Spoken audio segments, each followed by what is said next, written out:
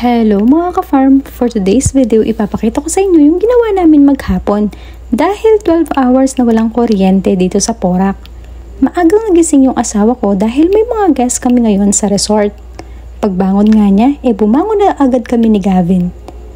Pagsapit ng alas 6 nawala na ng kuryente at maya-maya pang halang dumating yung mga in-laws ko. Gagawin daw pala nila yung kulungan ng mga kambing. Noong nakaraang 2 linggo, ipinatayo nila itong mga poste at ngayon nga ay uumpisahan na daw itong gawin. Nagluto ako ng sinigang na bayabas at dito ko na din sila pinakain.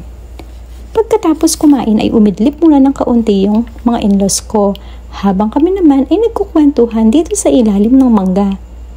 Pagkatapos ng ilang minuto, bumalik na din sila sa paggawa ng kulungan. Matapos ang ilang oras, nagpa-deliver ako ng halo-halo sa kapatid ko at nagprito ng lumpiang gulay. Ito na din yung minerienda namin.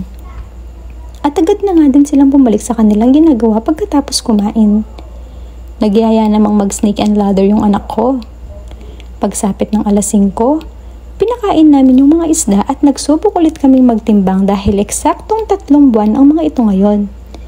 Kung nung nakaraang araw ay nasa 9 hanggang 10 piraso ng tilapia ang 1 kilo, ngayon ay nasa 7 hanggang 8. At natapos nga yung maghapon namin dito sa farm.